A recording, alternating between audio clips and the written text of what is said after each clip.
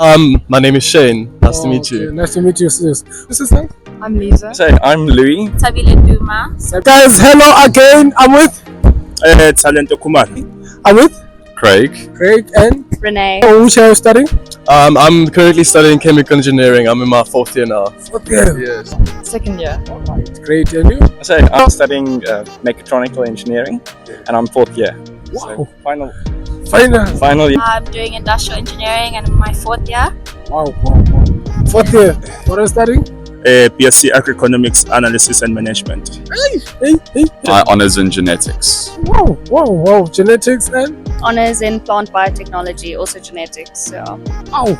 Genetics. What kept you through the whole 4 years? Caffeine.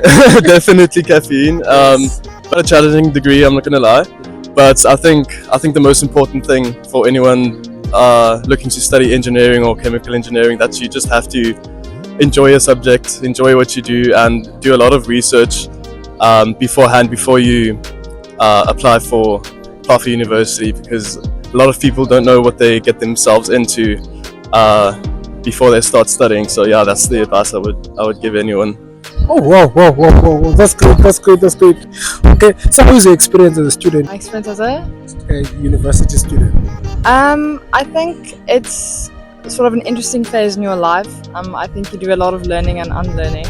So I would say sort of just keep an open mind when you come to university. Okay, great. Yeah. So, engineering stuff, but it's definitely worth it, especially if you find it interesting. But yeah, you have to make time for yourself and for people around you, because it's very easy to isolate yourself. So I'd say, like she said, be open to new stuff, take part in like the university life, but also you have to graft.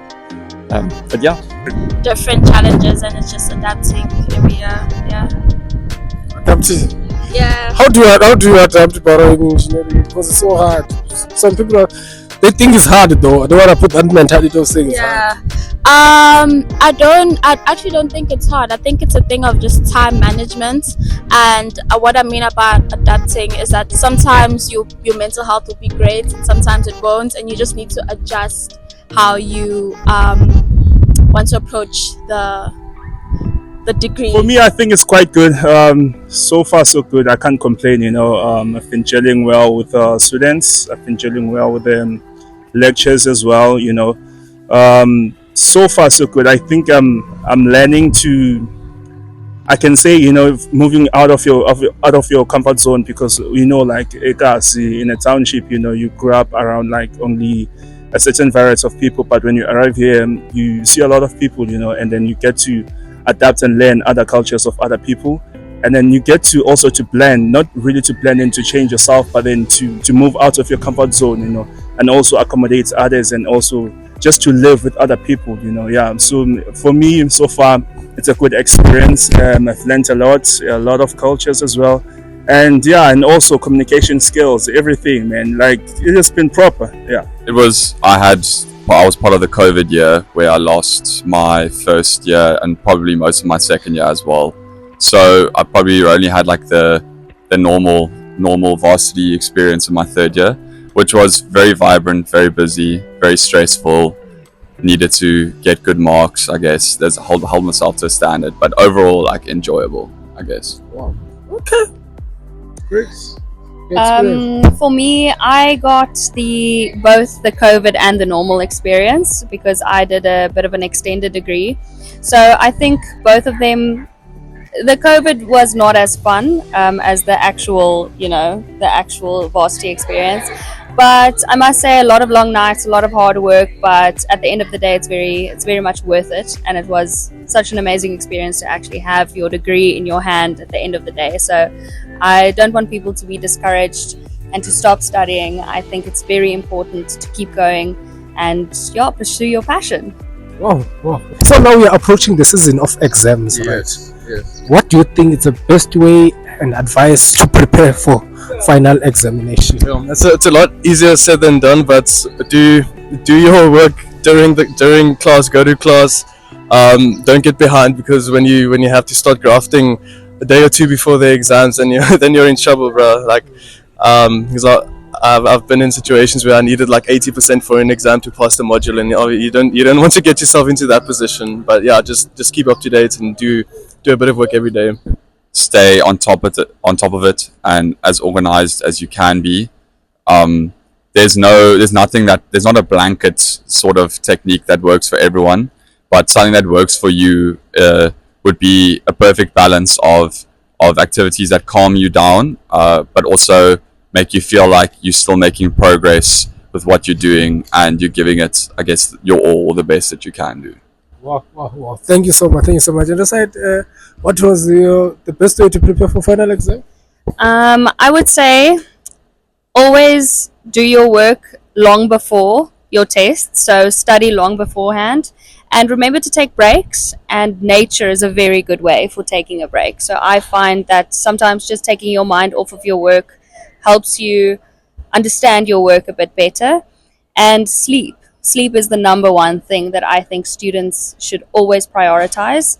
If you study until 2 in the morning and then write at 8 in the morning, you're not going to do as well as when you go to bed at 10 and write at 8. So rather sleep. Wow. Study question papers, plan your work, and then plan your work properly, and then what else, obvious, live a balanced life, go out to drink water, try to exercise, try to be alive, be present in whatever that you are doing, and obvious, ask questions. That's number one. And also I think this is the one thing that I try to sort of like advise many people: collaboration. So try to work in groups. Doesn't mean that you have to study all together every day, but try to collaborate, with a group of students of like 2 or 3, when within that maybe day within a week or 2 days within a week, where you gather and discuss, topics, modules that you guys do together,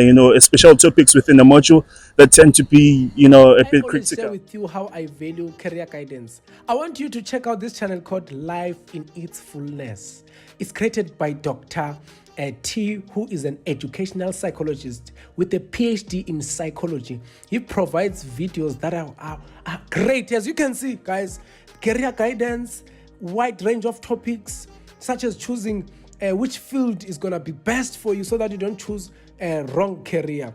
And also this channel focuses on the important topics such as different salaries of different professions, how the salaries determine, study tips and types of intelligence, and how to make sure that you perform very well academically in various fields, especially psychologist, which is his field that is focusing on. Check out this channel. The link is under this video, and make sure you subscribe to it so that you can also get more info that is going to help you with the question is, what is the best way to prepare for your final exams? Best way to prepare, Because now we are approaching final exams season. Right. Many students, they just want I think firstly it's to back yourself and say you've made it this far, whichever far you are at right now, and then next is to sort of have a plan, like, okay, I plan by this time to have done this, by that time to have done that, to really make sure that you understand everything. Depends on who you ask, but I like to work from home. I'm not really a guy that studies in the bib.